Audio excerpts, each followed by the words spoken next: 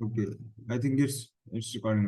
अस्सलाम वालेकुम warahmatullahi wabarakatuh, this is Hasnain money and lecture तो मैंने पहले स्टार्ट कर दिया था, बात जो रिकॉर्ड करना भूल गया, तो मैं एक बार दोबारा रिवाइज कर देता हूँ।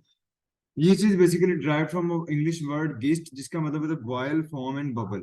अब बॉयल, फॉर्म और बबल का मतलब है कि it is due to their appearance, क्योंकि यीस्ट जो है ये लाइक गोल गोल होते हैं, गोल इन स्ट्रक्चर होते हैं, इस तरह जैसे मैंने कल बना के दिखाए थे। तो like looks like a bubble, ठीक है, जैसे एक फोम होता है फ्लफी सा, वैसे होते हैं।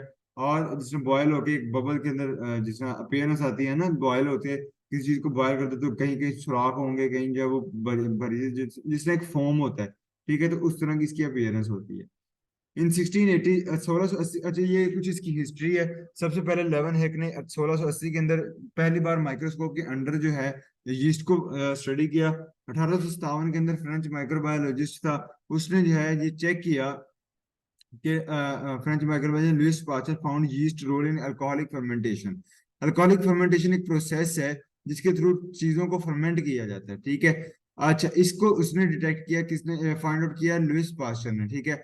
और पास्चर इफेक्ट एक उसने टर्म इंट्रोड्यूस करवाई। पास्चर इफेक्ट क्या था कि उसने ये पढ़ा कि जब ऑक्सीजन की सप्लाई दी जाती थी तो फर्मेंटेशन जो है वो कम हो जाती थी, और जो यीस्ट है ग्रो करती थी फास्टली।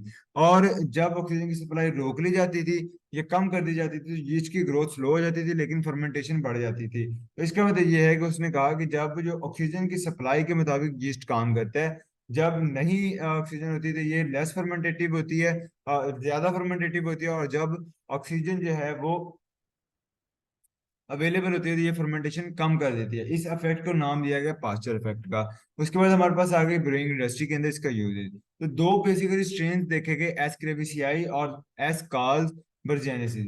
दो जो है ये स्ट्रेन जो है, ये इसका रोल देखा गया कि ऐसे ये दो स्ट्रेन हैं जिनका आगे जो है वो रोल फाइंड आउट किया गया कि ये ब्रूइंग इंडस्ट्री के अंदर, इनका ब्रूइंग कहते हैं यही जो आपकी वाइन और अल्कोहल बनाने की इंडस्ट्री है, इसके अंदर इसका रोल देखा गया। इन 1800 1800 में जो ये सदी है, एस्क्रेविसाई क्रीम बनाई गई। ये इसकी कुछ हिस्ट्री है कि जर्मन ने जो एक क्रीम बनाई जो जिसके अंदर जो है वो एस्क्रेविसाई, यानी कि एस्क्रेविसाई को एज अ क्रीम की फॉर्म में उसको अवेलेबल किया गया, ठीक है।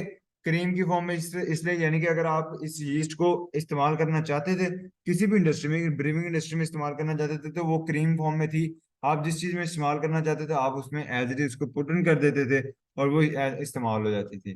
1872 में बैरन ने ग्रेनुलेटेड यीस्ट बनाई, यानी कि यीस्ट को दानेदार फॉर्म में बना दिया। एक डब्बी है, उसके अंदर दाने से होते थे, ठीक है। उसको आप जिस चीज में फर्मेंटेशन कॉज करनी होती थी आप उसमें ऐड कर देते थे, और वो दानेदार जो स्ट्रक्चर है उसकी वजह से वो जो है उसके अंदर फर्मेंटेशन हो जाती थी। आम अल्फाज में फर्मेंटेशन से मुराद है खमीर, ठीक है। खमीरी रोटी आपने सुना होगा। तो बेसिकली क्या करते हैं कि ये यीस्ट जो ग्रेनुलेटेड यीस्ट है ये अब भी एग्जिस्ट करती है इसी तरह दानेदार फॉर्म में, और उसी दानेदार फॉर्म की वजह से जो है वो मार्केट में अवेलेबल होती है और इजी टू यूज होती है। आगे कुछ स्ट्रक्चर है हाइफी। मैंने कल वाले लेक्चर में भी बताया था कि यीस्ट के अंदर कोई भी हाइफी नहीं होता, ये इसकी मोल्ड्स की साथ डिफरेंशिएशन ही जो है वो इस हाइफी की प्रेजेंस की वजह से है। हाइफी प्रेजेंस होता तो मोल्ड्स बन जाते हैं, और हाइफी प्रेजेंस ना होता तो ये क्या बन जाते हैं? यीस्ट की फॉर्म में होते हैं। अच्छा, इसके अंदर माइसीलियम या सूडो हाइफी हो सकता है, जिसका मैंने कल भी कहा था कि इसका जो मेन स्ट्रक्चर है, मेन बॉडी है, वही कुछ इस तरह की हल्की सी शेप, इलोंगेटेड शक्ल बना लेती है, तो ऐसा लगता है जैसे कि वो हाइफी हो, लेकिन वो असल में हाइफी नहीं होती, ठीक है। शेप इसकी ओवॉइड होती है या स्फीरॉइड। ओवॉइड और स्फीरॉइड मतलब है कि या तो कुछ स्फेरिकल टाइप शेप होती है, कुछ फैली फैली जो गोल गोल सी फैली फैली सी शक्ल होती है। और ये unicellular some multicellular by pseudo hyphae. वो कहते हैं कि मोस्टली जो यीस्ट हैं they exist as unicellular organisms. Mostly yeast है यूनिसेलुलर ऑर्गेनिज्म, और कुछ जो है वो मल्टीसेलुलर हो जाते हैं by having the pseudo hyphae. अब सूडो हाइफी जो है वो it's kind like fake hyphae. तो सूडो हाइफी के थ्रू वो दूसरे जो है ठीक है। तो ये उस सूडो हाइफी क्योंकि एक बड़ा स्ट्रक्चर हो जाता है, हाइफी क्योंकि एक एलोंगेटेड स्ट्रक्चर है, तो वो जो उसकी वजह से उसको ऐसे लगता है कि मल्टी सेलुलर उसकी एक अपीयरेंस आ जाती है। अब यीस्ट जो है वो आप कहोगे कि यीस्ट अगर यूनिसेलुलर है तो इसका मतलब ये है कि आपके सामने अगर एक दाना यीस्ट का रख दिया जाए, या वैसे आपको कहीं यीस्ट नजर आए जिसमें नॉर्मली ग्रो कर कहीं कर रही हो, तो फिर उसका मतलब ये है कि वो एक सेल होगा, नहीं। बेसिकली ये मल्टी सेलुलर होगी, नहीं। उसकी वजह ये है कि ये एग्जिस्ट करते हैं कॉलोनीज की फॉर्म में। नाइन्थ क्लास में पहला चैप्टर है उसमें लास्ट में आपने देखा होगा कॉलोनियल फॉर्मेशन बायो का। तो उस कॉलोनियल फॉर्मेशन में यही होता है कि बहुत सारे यूनिसेलुलर अपनी यूनिसेलुलर इंटेग्रिटी को मेंटेन करते हुए एज अ यूनिसेलुलर ही वो एक कॉलोनी का पार्ट बन जाते हैं, जिसकी वजह से वो लगता है ऐसे कि बहुत बड़ा स्ट्रक्चर है, लेकिन उसके अंदर सारे सेल अलग अलग होते हैं। तो ये भी इसी तरह एग्जिस्ट कर सकती है। स्पीशीज 1500 स्पीशीज एग्जिस्ट अभी तक जो है, वो साइंटिस्ट जो है वो 1500 स्पीशीज बचा चुके हैं यीस्ट की, खाली यीस्ट की। ठीक है, 1500 स्पीशीज है, और ये तमाम की तमाम फंगल स्पीशीज का सिर्फ 1% है। यानी कि हमने कल बात की फंजाई जो है वो आगे यीस्ट और मोल्ड में डिवाइड किया हमने उसको। उसके अलावा हमने फंजाई लाइक यीस्ट और एक जो है वो चौथी चीज में हमने उसको डिवाइड किया था, जो कि थी डायमॉर्फिक, यानी कि दोनों फॉर्म में एग्जिस्ट करती है। तो इन चारों बेसिकली दो में किया, यीस्ट एंड मोल्ड में। अब उसमें से यीस्ट में से अगर यीस्ट का सिर्फ 1% लिया जाए, तो वो टोटल फंगल स्पीशीज का 1% है। यानी कि 1500 स्पीशीज सिर्फ यीस्ट की हैं।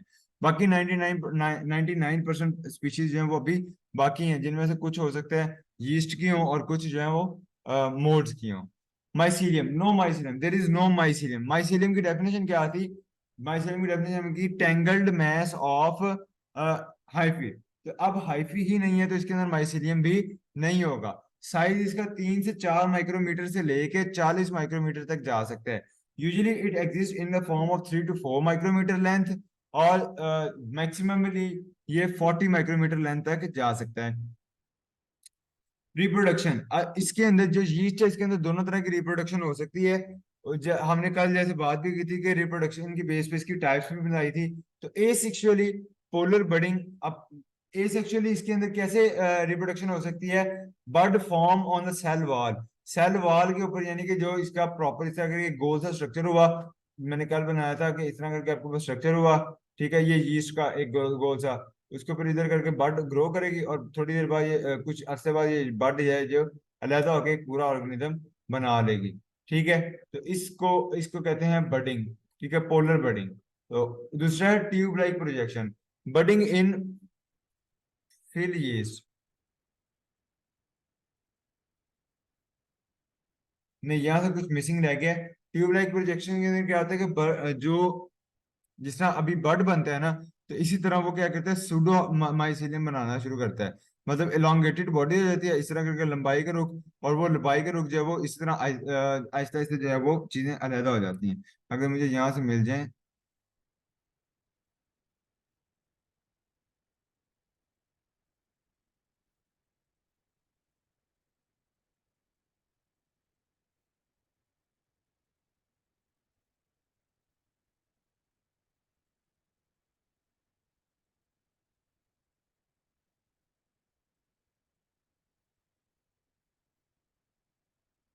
ये देखो, ये जो ऊपर वाली है ना, बेसिकली ये देखो इलोंगेशन हुई, इस तरह अलग अलग होता गया। ठीक है, और अलग होकर ये पूरा बर्ड भी अलग से ये अलग हो जाएगा बाद में, और ये अलग से ऑर्गेनिज्म बन जाएगा। ये बर्डिंग की एक किस्म से ये बर्डिंग की एक मिसाल है, जिसके अंदर बर्ड जो है वो आहिस्ता से अलग अलग होता होता और पूरा एक अलग ऑर्गेनिज्म वो बन जाएगा। ठीक है, आगे है fission dividing to give offspring. ये सिंपल ये है कि इसमें तो ये बड बनता है ना, एक पार्ट elongate होकर अलग होता है। फिशन क्या होता है? सिंपली ये ऑटोमेटिकली खड़े खड़े दो में टूटेगा। ये इधर वाला पार्ट अलग ऑर्गेनिज्म बन जाएगा, और इधर वाला पार्ट जो है वो अलग ऑर्गेनिज्म बन जाएगा। उसको हम कहते हैं फिशन, दरमियान से टूटना। फिशन प्लस बडिंग कॉम्बिनेशन, और फिशन और बडिंग इकट्ठे एक साथ मिलके भी जो है वो न्यू ऑफस्प्रिंग दे सकते हैं कुछ ऑर्गेनिज्म के अंदर। सेक्सुअली जो है वो स्पोर्स प्रोडक्शन के थ्रू ये यीस्ट पर जो है वो बनती है। इन ट्रू यीस्ट के अंदर वो कहते हैं कि ascospore in ascus of ascomycetes. True yeast जो होते हैं, जैसे कि एस्कोस्पोर भी हैं, बसिडियोस्पोर भी हैं, और जाइगोस्पोर भी हैं। हमने ऊपर चार टाइप्स की थी ना, एस्कोसाइड्स, बसिडियोसाइड्स और जाइगोसाइड्स, और फोर्थ वन जी थी आपकी ड्यूट्रोमाइसीड्स। ठीक है, तो ये जो मैंने यहाँ पे टाइप की थी। ठीक है, तो अब एक्सकोमाइसीड्स साइड्स सीड्स थी। तो इस वजह से इसको हम कहाँ को चले गए? इसी टाइप की जो है वो इनमें से तीन जो है वो ट्रू यीस्ट है और एक जो है वो फॉल्स यीस्ट है, जिसको हमें फंजाई इम्परफेक्ट आएगा। तो फंजाई इम्परफेक्ट आए के अंदर कोई सेक्शुअल स्पोर्स नहीं बनते, जबकि ट्रू यीस्ट के अंदर एस्कोस्पोर बनते हैं, एस्कस में एस्कोमाइसीड्स के। ये कल हम कर चुके हैं। इसी तरह बाकी दोनों नहीं लिखे हुए यहाँ पे, वो मैं वैसे ही आपको पता है कि बसीडिया बसीडिया के अंदर बसीडियोस्पोर्स बनते हैं और जाइगोमाइसीड्स में कोनिडिया के अंदर जो है वो जाइगोस्पोर्स बनते हैं, जो कि मैंने यहाँ पे कल आप लोगों को करवाया था ये चीज। ये इसके सेक्शन स्पोर, जाइगोस्पोर, एस्कोस्पोर और बसीडियोस्पोर, तो ये जो है वो इसके पोर्शंस बनते हैं। Other chlamydospore thick wall resistance structure. अच्छा, एक चौथी टाइप आती है, मतलब इन चारों के अलावा, ये तो बेस्ड ऑन दैट है ना, तो उसमें ये आगे के या तो एस्कोमाइसिस, बेसिडियोमाइसिस, जाइगोमाइसिस अपने स्पोर्स रिलीज कर दें, या दूसरी कंडीशन या जो फंजाई इम्परफेक्ट है या उसमें स्पोर्स होते नहीं है। थर्ड कंडीशन है कि जो स्पोर्स प्रोड्यूस हों वो रेजिस्टेंस स्ट्रक्चर अपने इर्द गिर्द बना ले, मतलब स्पोर्स उसने प्रोड्यूस कर दिए, इनमें से किसी एक ने स्पोर्स प्रोड्यूस कर दिए। आगे क्या हुआ, फेवरेबल इन्वायरमेंट नहीं है, टेम्परेचर बहुत ज्यादा हाई है या प्रॉपरली इन्वायरमेंट एक नहीं आया, तो यीस्ट क्या करती है, यीस्ट के जो जो स्पोर्स होते हैं वो अपने इर्द गिर्द एक रेजिस्टेंस स्ट्रक्चर बना लेते हैं। एक गोल बॉडी है तो अपने इर्द गिर्द एक हार्ड स्ट्रक्चर बना लेते हैं, ठीक है, जिसकी वजह से ये high temperature different weather changes को सर्वाइव कर जाते हैं। और जैसे उसको फेवरेबल इन्वायरमेंट मिलता है, या कोई इन्वायरमेंट, फेवरेबल इन्वायरमेंट से मुराद ये भी है कि हो सकता है मॉइस्चर की कमी हो सकता है जो सोल्यूट्स उसको चाहिए ग्रो करने के लिए उसकी कमी हो, ठीक है, तो जो न्यूट्रिएंट्स को चाहिए उसकी कमी होती है। जब उसको लगता है, जब उसको सेंसिटिव है, जब उसको पता लगता है क्योंकि न्यूट्रिएंट्स आर अवेलेबल ना हो और द मॉइस्चर इज अवेलेबल ना हो, तो वो रेजिस्टेंस स्ट्रक्चर जब अपनी कवरिंग को खत्म करके तो वहां पर क्या करता है, दोबारा से ग्रो कर जाता है। अब ये रेजिस्टेंस स्ट्रक्चर वाले जो स्पोर होते हैं उसको आप कहते हो क्लेमाइडो स्पोर्स, जिसके इर्द गिर्द जो है वो रेजिस्टेंट स्ट्रक्चर बन जाता है। अनफेवरेबल, अनफेवरेबल इन्वायरमेंट कौन सा है यीस्ट के लिए, it is killed by 50% sugar. अगर किसी एक सोल्यूशन लो जिसके अंदर 50% से ज्यादा शुगर ऐड कर दोगे तो उसके अंदर भी यीस्ट ग्रो नहीं कर सकती। अगर पहले से यीस्ट पानी के अंदर मौजूद है और आप उस पानी के अंदर 50% से अबव शुगर ऐड कर दो, यानी कि अगर 100 ml पानी है और 50 mg आप उसके अंदर शुगर ऐड कर दोगे, तो वो यीस्ट के लिए अनफेवरेबल इन्वायरमेंट है। और 70 डिग्री सेंटीग्रेड और विनेगर, ये तीन चीजें, 70 डिग्री सेंटीग्रेड से ज्यादा टेम्परेचर, ये तीन चीजें जो है ये अनफेवरेबल इन्वायरमेंट है for the yeast to grow. उसके अलावा यूजेज है। अब यूजेज के अंदर ये यीस्ट बहुत सारे कामों में इस्तेमाल होता है, जिसके अंदर एंजाइम प्रोडक्शन है, bread, beer, vinegar and surface ripened cheese formation, यानी कि ये तीन चार चीजें हैं जिनकी फॉर्मेशन के अंदर जो है वो यीस्ट का रोल होता है। ब्रेड के अंदर क्या रोल है, यीस्ट बेसिकली ऐड करते हैं, जो आपको फ्लफी फ्लफी नजर आता है वो बेसिकली यीस्ट होती है। यीस्ट क्या करती है, आटे के अंदर कर देती है फर्मेंटेशन, जिसकी वजह से रिलीज होती है कार्बन डाइऑक्साइड। वो कार्बन डाइऑक्साइड जो है वो उन उसके अंदर ट्रैप कर जाती है, वो जो आटा होता है उसके मॉलिक्यूल्स के दरमियान क्या कर जाती है, ट्रैप कर जाती है। और ट्रैप कर जाने की वजह से वो सारा फूल जाता है, और फूल जाने की वजह से सारे के सारे ब्रेड को और केक्स वगैरह को जो है वो फ्लफी अपीयरेंस आ जाती है, ठीक है। आगे आगे मॉर्फोलॉजिकल कैरेक्टरिस्टिक्स, मॉर्फोलॉजिकल कैरेक्टरिस्टिक्स शक्ल दिखने में कैसे है, अभी मैंने बताया फॉर्म इसकी कैसे कि ये गोल गोल गोल टाइप के होते हैं, तो स्फेरिकल हो सकते हैं, लेमन टाइप हो सकते हैं, वो भी गोलाई होता है ऑलमोस्ट, पियर अमरूद की तरह के हो सकते हैं, सिलेंड्रिकल थोड़े से लंबाई और लंबे हो सकते हैं, ट्रायंगुलर हो सकते हैं एंड इलोंगेटेड भी हो सकते हैं। ये यीस्ट जो इन तमाम फॉर्म में एग्जिस्ट कर सकती है। अपीयरेंस के अंदर show coloured spot on few due to carotenoid that it is from genus Rhodotorula. जो एक जीनस है, जीनस बड़ी क्लासिफिकेशन होती है और स्पीशीज जो है वो छोटी होती है। तो जीनस रोडोटोरुला जो है ये एक ऐसी जीनस है जो कि फूड्स के ऊपर कैरोटीन, जिसके अंदर पास कैरोटीनॉइड्स होते हैं, और अगर ये फूड के ऊपर एग्जिस्ट करे तो इसके स्पेसिफिक कलर देती है उसके ऊपर, ठीक है। तो यीस्ट को जब देखा गया कि यीस्ट अगर फूड के ऊपर पाई जाए तो इसका एक स्पेसिफिक कलर आ जाता है, ठीक है, यीस्ट की वजह से फूड को एक स्पेसिफिक कलर मिलता है।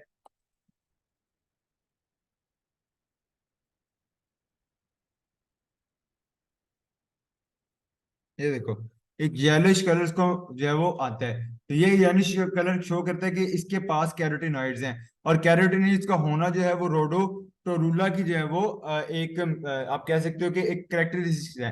तो इसलिए आप उसके अंदर जो है वो इसको रोडोटोर जीनस रोडोटोरुला के अंदर जो है वो आप इसको क्लासिफाई कर देते हो। स्ट्रक्चर के अंदर सेल वॉल होते हैं इसके अंदर, उसके अंदर साइटोप्लाज्म होंगी, वैक्यूल्स होंगे, फैट ग्लोब्यूल्स होंगे। फैट ग्लोब्यूल्स होते हैं फैट कंटेनिंग मॉलिक्यूल्स, ठीक है, वो मेटाक्रोमेटिक हो सकते हैं, एल्बुमिनियस होते हैं एंड स्टार्ची या स्टार्ची हो सकते हैं। मेटाक्रोमेटिक का मतलब है कि उनके अंदर कलर फॉर्मिंग चीज हो, क्रोमा जो लफज है ना, क्रोम लफज ये होता है कलर के लिए, ठीक है। तो मेटाक्रोमेटिक हो सकते हैं, उनके अंदर कलर कंटेनिंग कंपाउंड हो जिसको हमने कैरोटीनॉइड्स कहा, जिसकी वजह से कलर देंगे। एल्ब्यूमिनियस हो सकते हैं, एल्ब्यूमिन प्रोटीन उसके अंदर हो सकती है फैट ग्लोब्यूल्स के अंदर। और स्टार्ची या स्टार्च कंटेनिंग फैट ग्लोब्यूल्स भी हो सकते हैं। और इसके अलावा cell wall, cytoplasm, vacuole, fat globules के अलावा जो है न्यूक्लियस एग्जिस्ट करता है। आगे आ जाते हैं कल्चरल कैरेक्टरिस्टिक्स, यह करके आप इसको यहाँ पे खत्म करेंगे कल्चरल कैरेक्टरिस्टिक्स तक की।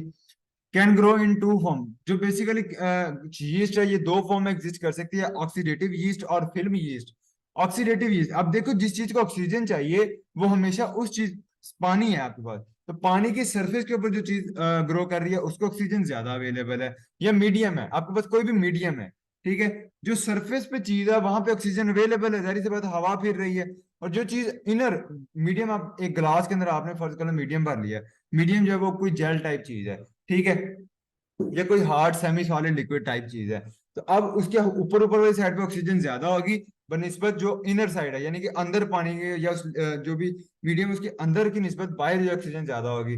तो जो ऑक्सीडेटिव यीस्ट है जिसने ऑक्सीजन को इस्तेमाल करना है, डेफिनेटली वो ग्रो किस पे करेगी, वो सरफेस के ऊपर ग्रो करेगी। तो जब सरफेस के ऊपर ग्रो करेगी तो वो बना देगी एक फिल्म, फिल्म कहते हैं बारीक सी पतरी को, ठीक है, तो बारीक सी पत्ती टाइप ये चीज बना लेगी। और उसको आप कहते हो ऑक्सीडेटिव यीस्ट या फिल्म यीस्ट, बिकॉज ये like scum on the surface of liquid. Scum कहते हैं जिस तरह एक झाग सी बन जाती है ना।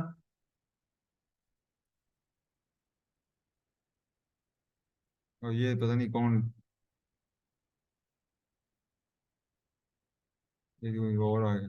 स्कम ऑफ वाटर, देखो एक लेयर जिस तरह ये यीस्ट ने बनाई हुई है आपके पास, ठीक है, तो ये एक प्रॉपर एक लेयर बना देती है, ठीक है। स्कम्स होते हैं जिस तरह जैसा साबुन डालते हो ना पानी के अंदर, उसको झाग निकाल, साबुन को पानी में घोल के साबुन निकाल लो तो पीछे वो इस तरह का स्ट्रक्चर बनता है, बचता है, ठीक है, तो इसको आप क्या कहते हो, स्कम। इस तरह की इसकी अपीयरेंस होती है और फिल्म यीस्ट की। दूसरा जो है हमारे पास आता है फर्मेंटेटिव यीस्ट, ये ग्रो करेगा through out the liquid. Fermentative yeast वो है जिसने फर्मेंटेशन करनी है। और फर्मेंटेशन कब पॉसिबल है, जब ऑक्सीजन की कमी होगी। ऑक्सीजन की कमी कब होती है, जब लिक्विड के अंदर जाते हो। अब लिक्विड के अंदर चले गए, अंदर गए तो ऑक्सीजन की कमी है, ऑक्सीजन की कमी हुई तो वहां पर आप जो है वो ये जो यीस्ट है ये क्या करवाएगी, फर्मेंटेशन करवाएगी। और उसकी वजह से कार्बन डाइऑक्साइड प्रोड्यूस होगी। इसी वजह से जब आप ब्रेड की बात करते हो तो वो इनर साइड से, अंदर से देखो तो ऑक्सीजन, कार्बन डाइऑक्साइड बाहर निकलने की कोशिश करती है, जिसकी वजह से वो ट्रैप इन हो जाती है और वो फ्लफी अपीयरेंस आ जाती है। Colonies, yeast colonies are mostly moist and sometimes slimy, नमीदार होंगी, ठीक है, और स्लिमी होती है, जिसे हम कहते हैं स्लिपरी, ठीक है, तिलकन जिसे कहते हैं, ठीक है। अभी कभी देखना पानी इकट्ठा रहे ना बहुत सारी जगह पे, तो उसके ऊपर पाँव रखो तो वो एकदम से स्वैप करते हैं, जिसको उल्ली कहते हैं, लग जाना, ठीक है। Mostly white and sometime cream colour, अच्छा इसका मोस्टली कलर क्या होगा, व्हाइट कलर होगा, और कई कभी कभार क्रीम कलर भी हो सकता है। With time mostly become dry and some got change, कुछ जो है ड्राई हो जाते हैं और कुछ जो है वो चेंज होती हैं टाइम के साथ साथ, ठीक है।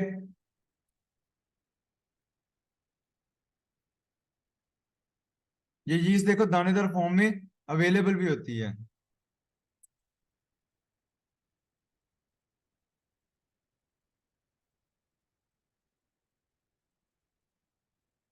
ये लेवलिंग ब्रेड ब्रेड के अंदर इस्तेमाल होती है, ये देखो, ये पहले, फिर उससे बाद, फिर उसके बाद, ठीक है, तो ये एक्सपेंड करती है। अब इसके अंदर ऑक्सीजन जमा हो रही है जिसकी वजह से ये देखो आपको ये स्पोर नजर आ रहे हैं ये, तो इसीलिए इसको फॉर्म भी कहते हैं, बबल भी कहते हैं, और बॉयल करते हैं तब भी इस तरह के आपको बबल्स नजर आते हैं, ठीक है। Mostly cantt be distinguish from bacterial colony without microscope, और आप ये बाहर से देख के नहीं बता सकते कि ये बैक्टीरियल कॉलोनी है या यीस्ट कॉलोनी है, ठीक है, यीस्ट की कॉलोनी है या ये बैक्टीरिया की कॉलोनी है।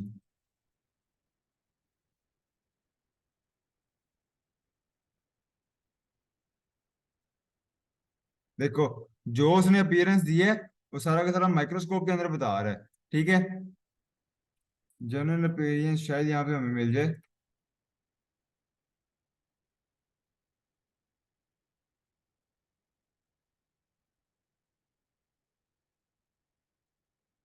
मेरा ख्याल है ये दोनों चीजें इसमें मिक्स्ड है, आई थिंक। इसके अंदर जो है वो हम नहीं बता सकते यीस्ट कहाँ पे है और बैक्टीरिया कहाँ पे है। लेकिन जब आप इसको डिफ्रेंशिएट कर लेते हो तो आपको इस फॉर्म में आके जब माइक्रोस्कोप में लगाते हो तो आपको उन दोनों में डिफ्रेंशिएशन जो है वो नजर आनी शुरू हो जाती है, ठीक है। तो ये आप खुद भी गूगल कर लेना, आपको हल्का फुल्का अंदाजा हो जाएगा, तो उससे आपको फिर ये है वो चीजें जो है याद रखना आसान हो जाती हैं, ठीक है। जबकि माइक्रोस्कोप के अंदर जो है वो आप डिफरेंस देख सकते हो, ये और तरह से स्ट्रक्चर है, ये और तरह से स्ट्रक्चर है।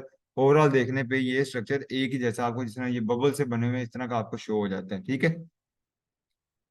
अच्छा, इसके बाद ये हो गया आगे फिजियोलॉजिकल कैरेक्टरिस्टिक्स, और ये जो क्लासिफिकेशन है ये कल कर लेंगे।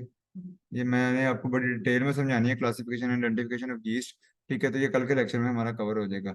That's was all for today, thank you so much for listening me. और अगर किसी का क्वेश्चन है तो वो मुझे कमेंट्स में या मुझे व्हाट्सएप करके पूछ सकते हो आप।